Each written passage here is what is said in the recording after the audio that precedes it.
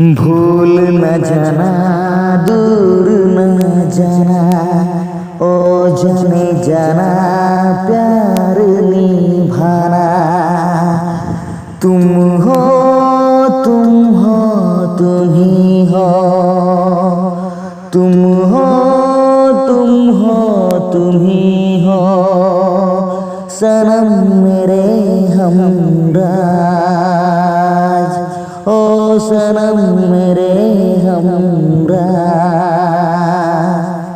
नमस्ते, प्रणाम भैया। हम कॉमेडियन कलाकार बिल्लू दिलदार मऊ जिला की धरती से आप सब भैया लोग के पैर छुके प्रणाम करते हैं। भैया ये वीडियो में आप लोग के हम बताई कि कितना एक्ट्रेस यानी कितना लड़की लोग के संगे हम काम कर चुकल हैं। ये वीडियो में आप लोग के हम बताओ नहीं भैया लोग। तो भैया आप लोग के मालूम हो कि भैया कि हमन को उतना बढ़िया घर से नहीं खींचा भैया, तो हमन के जो भी मेहनत कर लेंगे भैया, हमन के काफ़ी मेहनत के बाद कोनो चीज़ मिल पावाला भैया। बहुत मेहनत कर करके तो आप लोग के बीच में वीडियो पेश करते रह जा। तो भैया जे भी एक्ट्रेस हमारे संगे काम कर चुकल है भैया, तो उन लोग के बारे में आज आप लोग के हम बतावता नहीं। तो भैया जो सबसे पहले हमारे संगे वीडियो में काम कर चुकल बाड़ी उनका नाम है चांदनी जी। तो भैया देखिए स्क्रीन पर, जो स्क्रीन पर आप लोग के फोटो दिखाई देता था इनका नाम है चांदनी जी। हाँ भैया, जो स्क्रीन पर आप लोग के फोटो दिखाई देता था इनका नाम चांदनी है, और ये हमारे संगे वीडियो में काम के लिए बाड़ी शहरी दुल्हन में।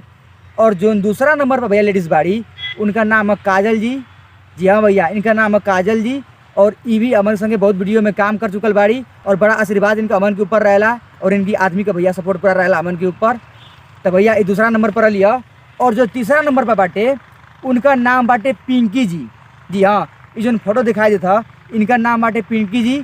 तो भैया ये भी हमारे संगे वीडियो में काम कर चुकल बाड़ी, तो इनका भैया बड़ा आशीर्वाद दूल्हा रमन के ऊपर रहेला। और भैया जो चौथा नंबर पर बाटे उनका नाम बाटे पलक जी। तो भैया जो स्क्रीन फोटो दिखाया था इनका नाम है पलक जी, और ये भी हमारे संगे वीडियो में काम कर चुकल बाड़ी।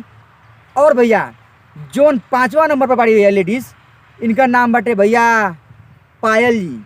हाँ भैया, इनका नाम पायल बाटे, और ये भी वीडियो हमारे संगे काम कर चुकल बाड़ी। और भैया छठवां नंबर पर जो लड़की के नाम बाटे जो एक्ट्रेस हमारे संगे काम के लिए उनका नाम बाटे बिजली।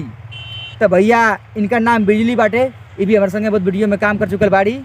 और भैया जो सबसे लास्ट में जकर नाम ले जात बाड़ी ये भैया खाली हमारे के टीम के सदस्य नहीं की अपनी परिवार जैसे एगो रहली भैया, हमारे के परिवार के एगो फैमिली जैसे रहली।